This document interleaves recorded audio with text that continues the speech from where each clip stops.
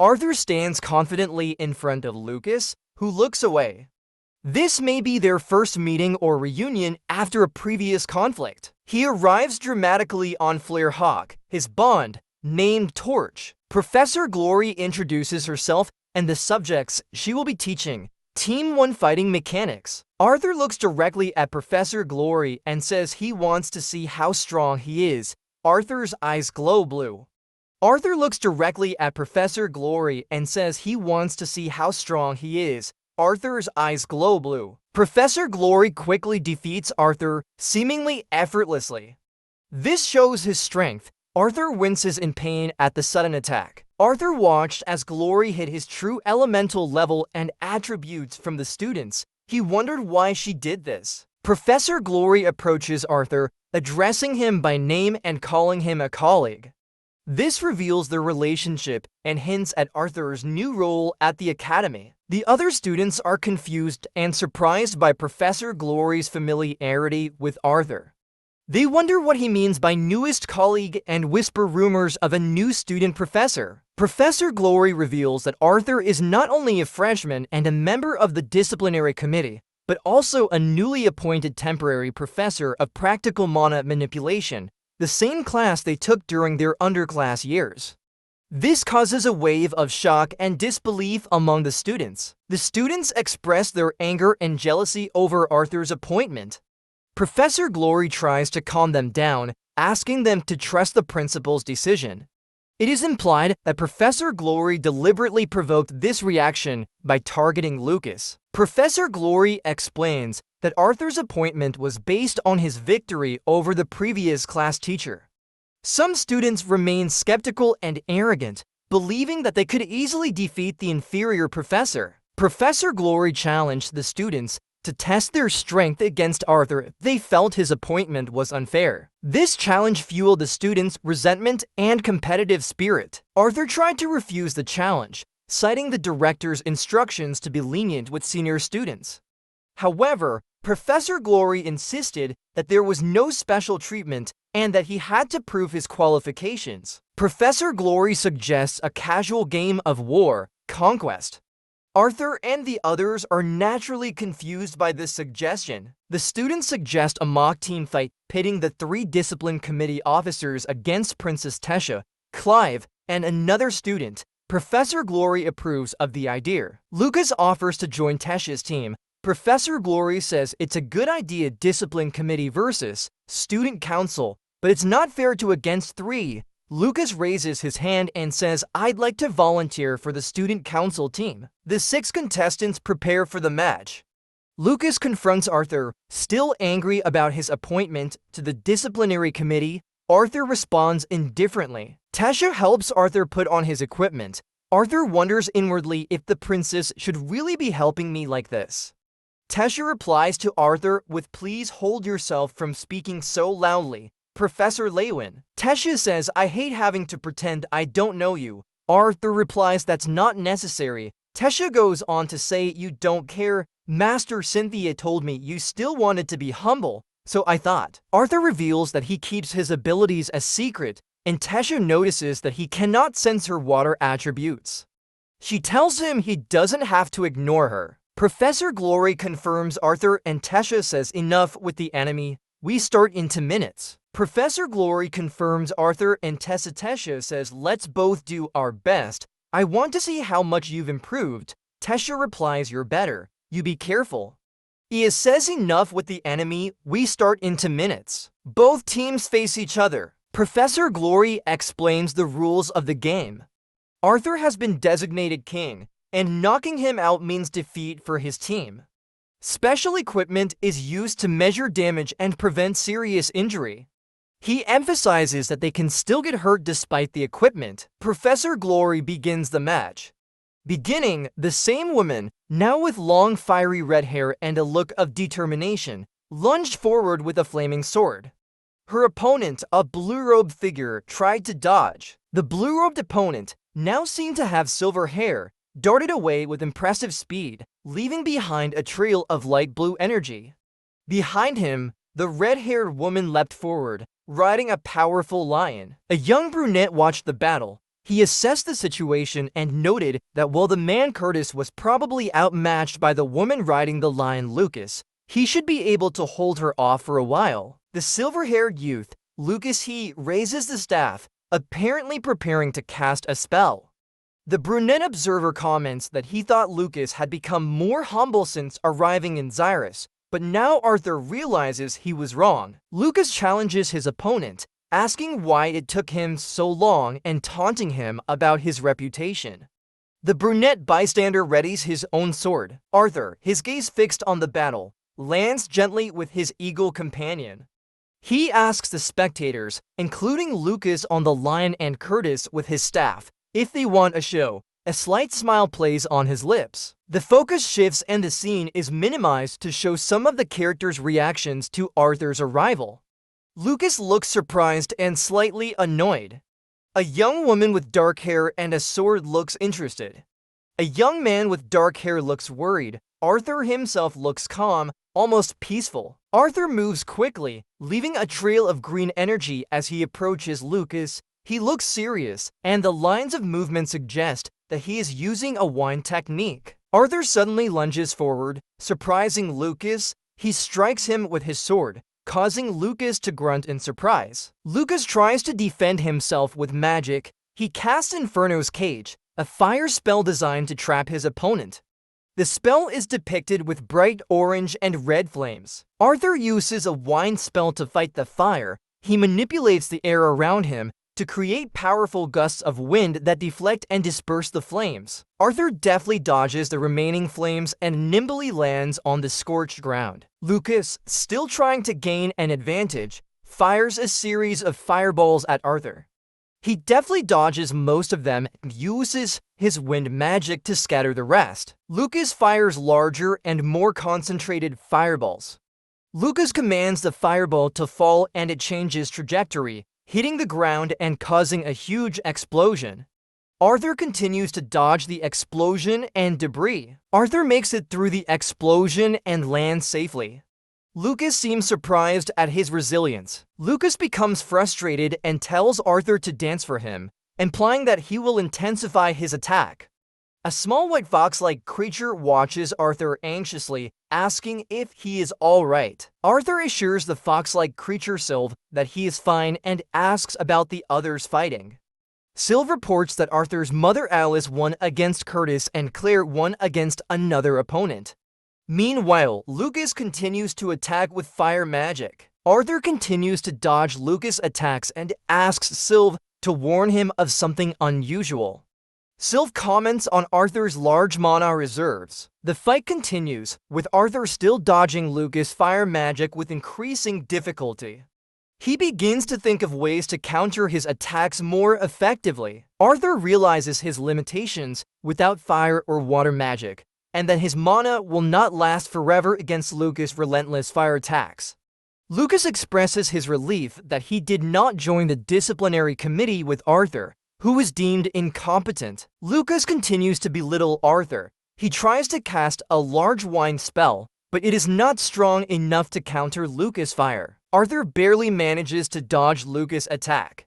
Pushed to the limit, he desperately tries to think of a solution. Arthur remembers someone telling him to think Arthur, and focuses on the fire. He begins to consider the nature of wind magic. Arthur realizes how wind magic works, manipulating air particles, and wonders if he can control the oxygen that fuels the fire. Arthur begins to implement his idea when Lucas attacks again. Someone seems to have defeated a professor by running away and asks Arthur if that was his plan to defeat Lucas. Arthur wonders if he can manipulate the air fast enough to extinguish the fire before it hits him, and if he can breathe. Arthur wonders why he is thinking so hard in the middle of a fight, then realizes that this is the challenge he came to school for. A woman riding a large griffin-like creature watches the battle from above. She is impressed by Lucas, noting that he is more skilled than she expected. The large bird, possibly named Torch, swoops down for a closer look. The woman analyzes Lucas' use of Inferno's Cage, a complex fire spell.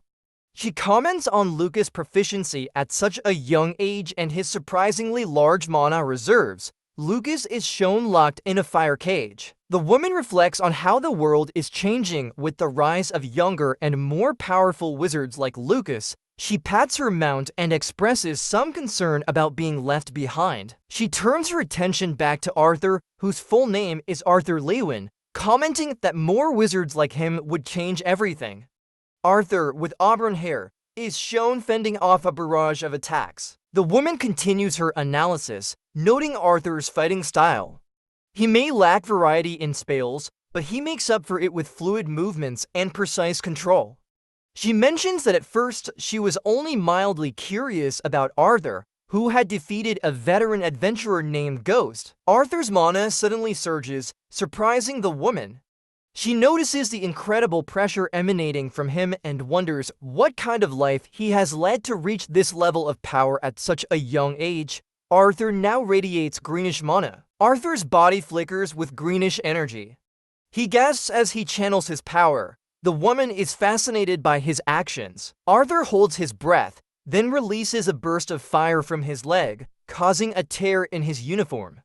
The woman watches with growing concern that his uniform may be destroyed if he continues. Arthur's mana intensifies as he channels more fire and wind magic. Realizing that his power is growing uncontrollably, the woman tells Torch, his mount, to dismount. The woman reflects on what Arthur is doing, calling him a little monster. She explains that manipulating the air is a trick.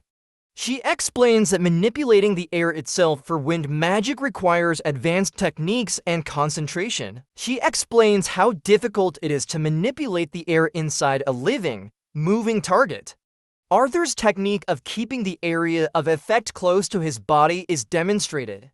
Despite this efficiency, the woman is amazed that he can do this in the middle of a fight. The woman continues to be impressed, smiling as she watches. Arthur tries to use the vacuum barrier charm, but it pushes his limits. His uniform takes more damage. He wonders why the spell seems easier in theory. A blonde, elf-eared sorcerer confronts Arthur and blasts him with fire magic. Arthur's uniform is torn and broken. The blonde wizard wonders how Arthur blocked his spell without using wind magic. Undeterred, the blonde wizard summons the Guardian of Fire, a large fire elemental. Arthur is exhausted, but dodges a direct hit from the Fire Guardian. He feels a surge of mana and hears someone calling Dad. Arthur sees the Fire Guardian attacking someone. He runs towards the attack, desperately trying to intercept it. Arthur punches the Fire Guardian, momentarily stunning him. The woman on the torch rushes over to save the person being attacked. Arthur finds himself inside a large spinning ball of mana. He feels a strange static and his body begins to glow. Arthur, now showing signs of wind and fire mana on his face, regains control. The woman on the torch urges him to leave immediately to reach Tess. Arthur is exhausted, having used most of his mana on the vacuum barrier spell. He sees the torch flying overhead. Arthur felt another surge of mana. It was Curtis unleashing his beast will. Huge ice and water spells were cast, enveloping the figure on the ground. Arthur realizes the trapped figure is Tess and wonders why she is not protected. He stumbles, exhausted. Despite his exhaustion, Arthur continues on, knowing he must protect Tess. Arthur leaps onto the ice structure, lacking the mana to block it. He decides on another course of action. Arthur shielded Tess from the attack with his own body. Arthur prepares for impact. Tasha, a powerful silver-haired elf, is fighting. She holds a glowing sword as magical energy flows around her. She's worried about her friend Art and her own safety. Her inner monologue reveals that although she is facing a formidable opponent, she believes that her opponent will have a hard time winning if she relies solely on her two weakest elements. A fiery red-haired youth named Curtis attacks Tesher. He lunged forward, his sword blazing with fire. Their swords clashed with a loud clatter. Curtis' expression was one of concentration and determination. Curtis reprimands Tasha for momentarily looking away during their fight, calling it disrespectful. Tasha refocused, her gaze back on her opponent. The fight intensifies. Tasha parries Curtis' fire attacks, deflecting his swords with her own.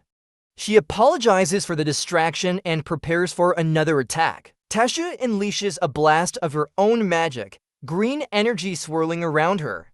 She throws Curtis off balance, knocking him backwards.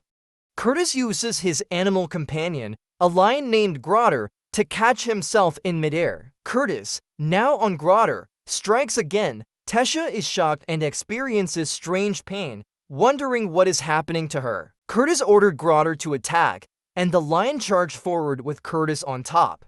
Both Curtis and Tesha channeled powerful spells, gathering mana around them. Tesha observed the large amount of mana they were gathering. Tesha summoned the forces of nature, using earth magic in particular.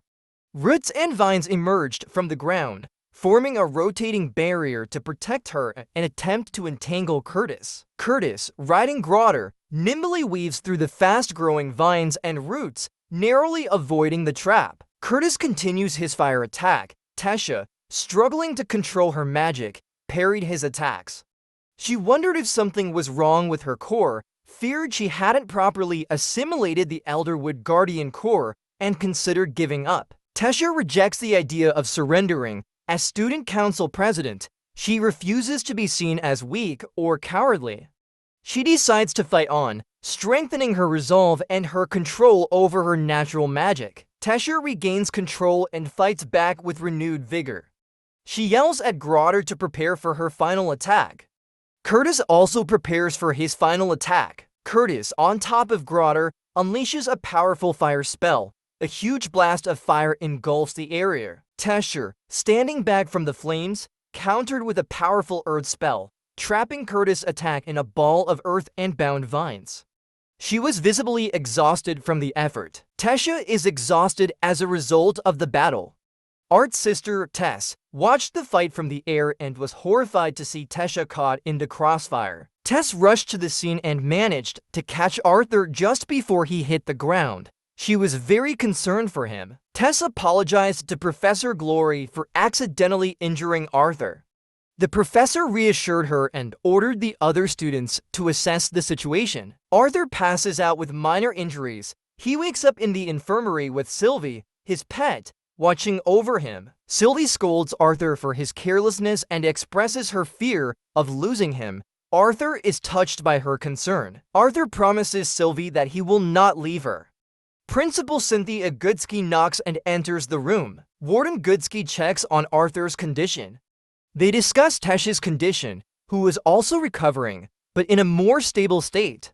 Director Goodsky acknowledges Beast Will's influence on Tesha's struggle. Arthur reveals that he was the one who gave Tesha Beast Will. Director Goodsky thanks him for saving Tesha despite her injuries. Director Goodsky tells Arthur that his family and Tesha's family have been contacted. He leaves him to rest. Tesha, still injured, waits outside Arthur's room. The director offers her dessert, while she gathers the courage to face Arthur. The chapter ends with a reminder to follow the creators on Instagram. The story begins with an image of an imposing building with a clock tower, perhaps an important school or institution. Then we cut to a young man lying in a hospital bed, his eyes closed, bandages on his head and neck indicating that he is injured. He appears to be just beginning to wake up. A blurry image of a worried-looking family, a woman, a man, and a little girl holding a furry white cat-like creature, leaning over the bed. Someone commented that they thought the young man was going to wake up. A warm and fuzzy color flashback shows the young man and a girl with pigtails smiling together, suggesting a past relationship. Back to the present, the faces of the family are now in focus. The woman, presumably his mother, gently asks him how he feels. The young man replies that he feels much better and apologizes for worrying her. The little girl, his sister, bluntly tells him that he looks like a sick person. The young man thanks his sister for her kind words, even though she calls him a foul-mouthed thug. The younger brother makes a bweh sound and cries. The mother remembers that her sister actually cried more than she did when the young man was injured. The father jokingly teases the younger brother for crying too much, prompting him to ask him not to tell. The parents then wondered how their son could have gotten hurt so badly on the first day of school. The The son smiles mischievously and suggests that they look into the circumstances of the other people involved in the fight. The mother panicked, imagining that her son had eliminated another child and wondering if they should hide. The mother then expressed concern about what would happen to her daughter, Ellie, if they had to hide.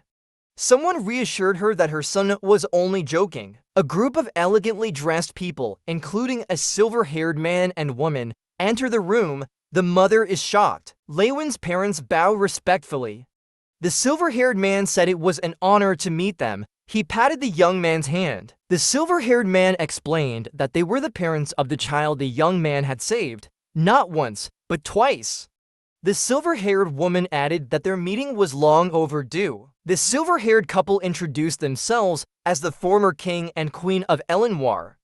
Their daughter Tesha also introduced herself and mentioned that she was a friend of the young man, Arthur. Arthur's parents were silent as others crowded the room to see him. Arthur wondered what his parents were thinking. Mrs. Tesha took his hand and thanked him for saving her daughter. Mrs. Tesha told Arthur's mother that Arthur had told her a lot about him. Tesha asked if it was true. Arthur's mother said enthusiastically that she was very happy that Arthur had a responsible friend like Tesha by his side, both now and in the future. Tesha and Arthur's mother hold hands and nod enthusiastically. Tesha's grandfather asks Arthur how he feels.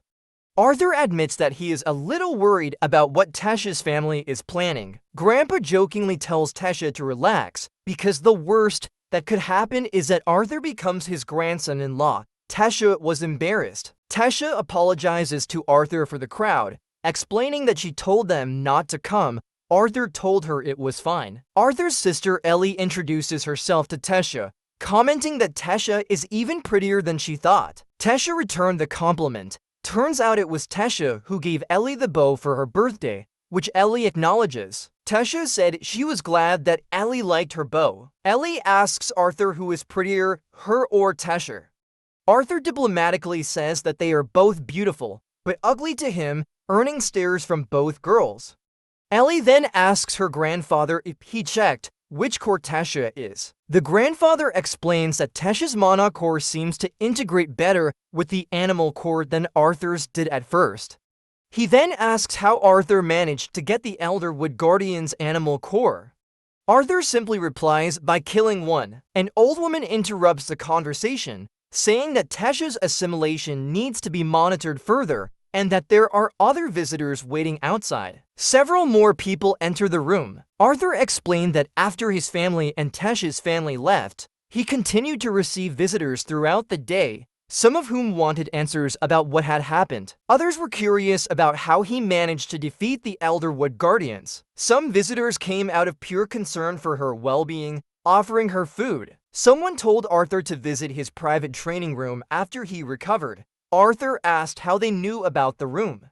The visitor replied that Warden Goodsky had asked them to make some training artifacts for him. The visitor teased Arthur about building the artifacts for free, implying that Arthur was now indebted to them. Tesha returned to visit Arthur. Tesha explained that she had ended her assimilation session early because she was still recovering and asked how her core felt. Arthur points out that Tesha is almost dead, but still worries about her. Tesha asks if he is. Arthur chuckles. Tesha commented that it had been a long time since Arthur had saved her from bandits. Arthur agrees, but grimaces in pain. Tesha asks if Arthur is all right. He assures her that he is fine, but it still hurts to move. Tesha tries to apologize. Arthur tells her it is not necessary. Tesha says she has something else to apologize for. Tesha apologizes for using him and kisses him. They continue to kiss. The story begins with a view of Xyrus Academy at sunset. The towering clock tower and warm colors give it a peaceful, even romantic feel. Then we cut to a page where a young woman, Tesha, is busily mopping the floor. In the background, another student walks past her, seemingly unaware of her efforts. This contrast suggests Tesha's current preoccupation. Close-up of Tesha's sandals tapping lightly on the floor as she walks, emphasizing her stillness and nervousness. Tesha leaning against the window with a dreamy expression on her face.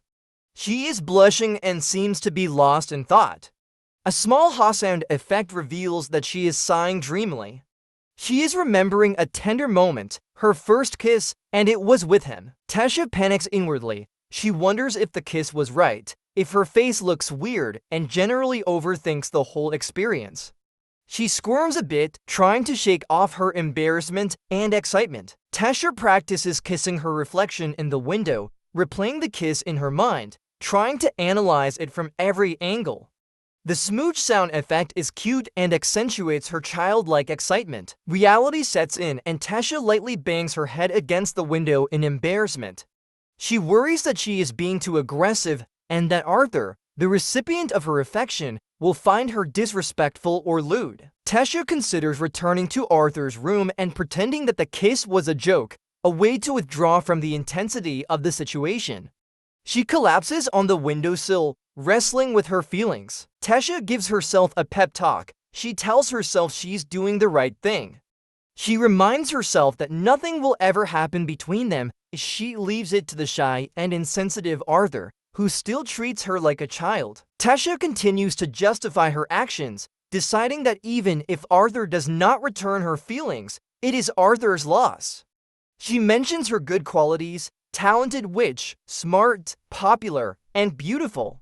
She tries to boost her confidence, telling herself that she has nothing to be ashamed of. Tasha walks down the hallway, seemingly having made up her mind and regained her composure. The bright light at the end of the hallway symbolizes a new beginning or resolved feelings. The scene shifts to Arthur lying in bed. His pet Sylphie jumps on the bed. Arthur remembers the kiss with Tasha.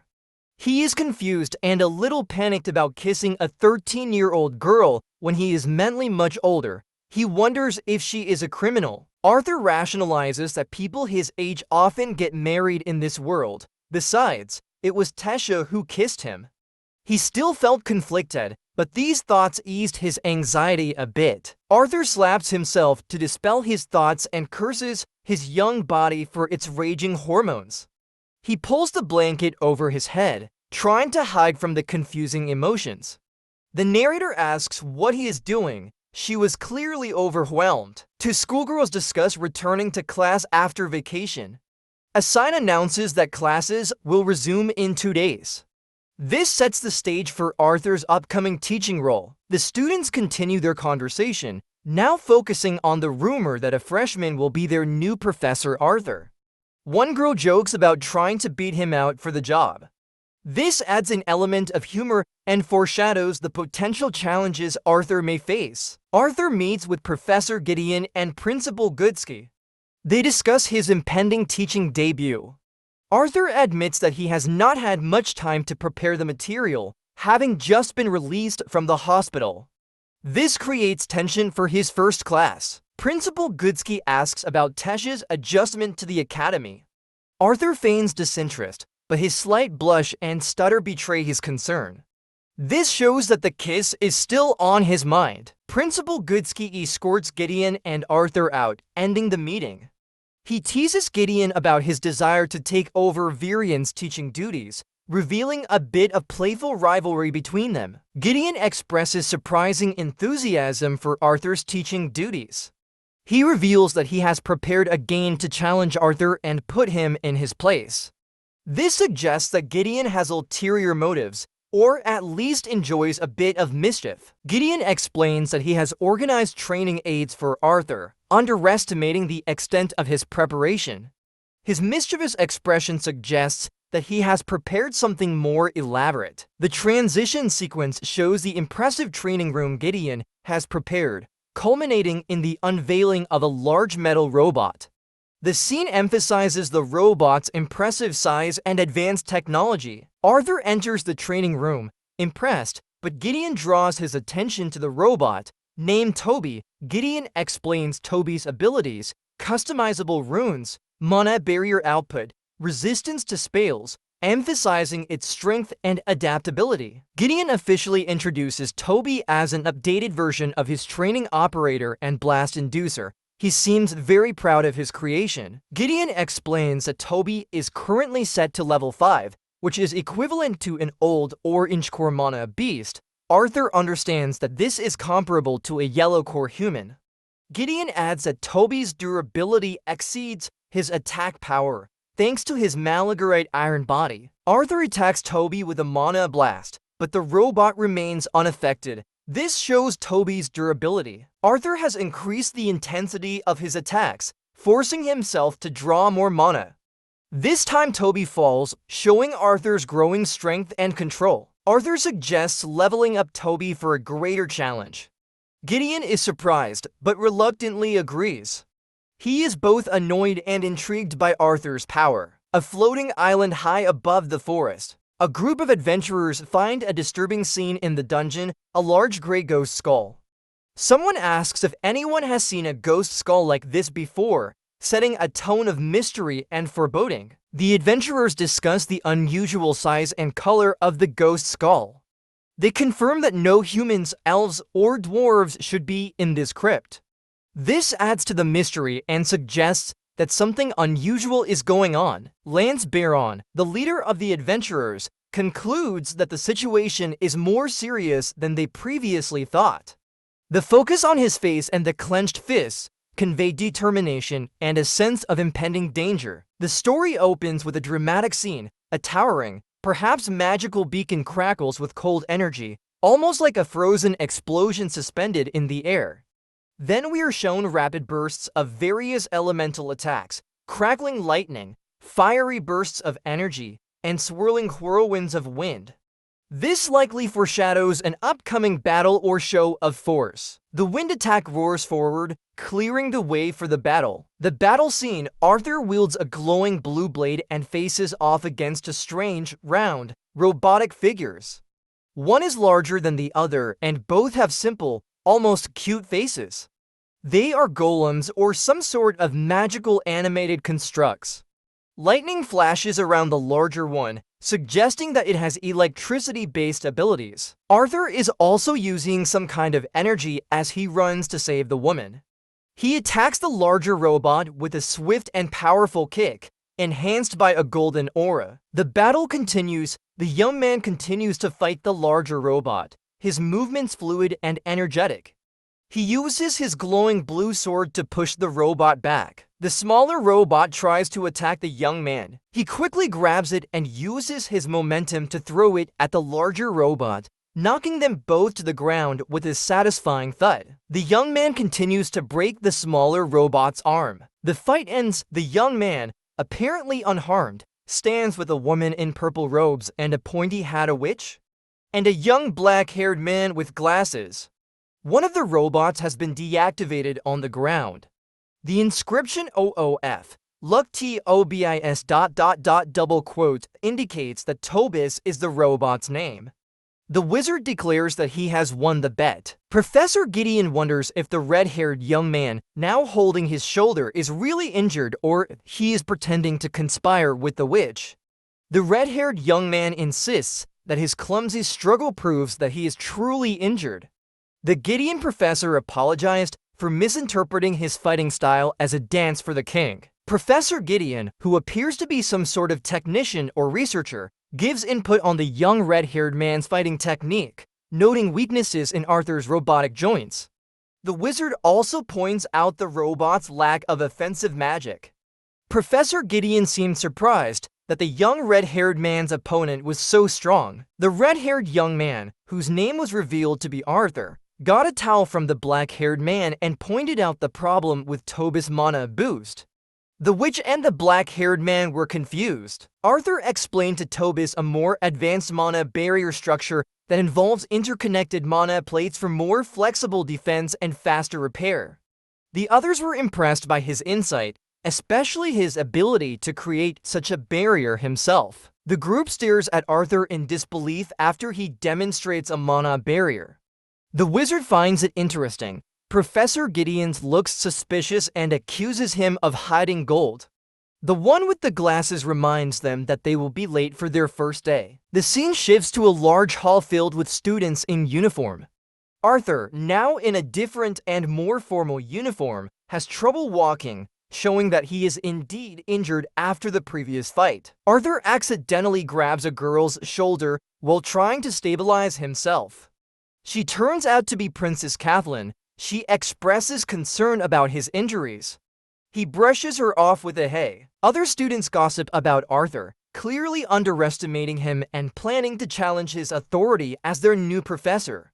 One student plans to record Arthur's class to complain to her father, who is a donor to the school. Other students gleefully anticipate Arthur's failure. Arthur and Kathleen enter the classroom, followed by Sylvie, Arthur's pet. The other students stare in amazement and awe. Arthur notices their reactions and realizes that Kathleen's presence is probably the cause of their increased attention. Kathleen releases Arthur's arm and he walks to the front of the room. Arthur introduces himself as Arthur Lewin, member of the disciplinary committee, loving brother, and their new professor. A student challenged Arthur's authority by refusing to learn from a freshman. Arthur remained calm. Lester approached Arthur aggressively. Arthur asked Lester what he thought he was doing. Lester emphatically stated his intention to become a professor. The other students encouraged him. Arthur's aura lights up and he tells Lester to sit down. Lester freezes and falls back into his chair. Arthur tells the class that he will teach them even without official documentation. He offers anyone who is uncomfortable with this the opportunity to switch classes.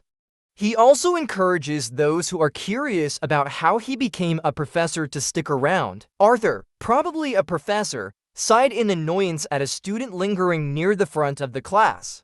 He curtly told the student to leave or return to his seat. The student quickly apologized and hurried back to his seat, saluting Arthur as he went. Arthur, now alone at the front, looked out over the class. The class was full. Arthur noted this with a slight grin. He greeted the class and began his lesson. He asked practical questions about mana manipulation, specifically how to best utilize mana from the atmosphere. One student raised his hand, eager to answer. Arthur called to the student with the ponytail. The student correctly explained the process of absorbing atmospheric mana into the mana core for later use in spells and techniques. Arthur was pleased with the answer. The ponytailed student looked proud. Arthur lectured on the difference between an augmenter who channels mana through their core and a conjurer who uses mana directly from the atmosphere through their mana vessels, using stylized figures to illustrate the concept. He asked a follow-up question. Why would both types of mages need to meditate and absorb mana if the augmenter primarily uses stored mana? The students in the class muttered and raised their hands, trying to answer. Arthur calls to the ponytailed student again. He explained that the wizard still needed his own internal mana to manipulate atmospheric mana and shape it into spells. He demonstrates this with a small spell. Arthur confirms his correct answer. He goes on to explain that the wizard basically encodes his own mana with certain spells to direct it. Leaning on his staff, Arthur asks another question, building on the previous discussion. If a wizard uses less mana in his spells, is the color of a wizard's mana core a truly accurate way to gauge his power level? Arthur looked at the class expectantly. One student suggested that this was how a wizard's level was measured, and Arthur agreed with a mischievous grin.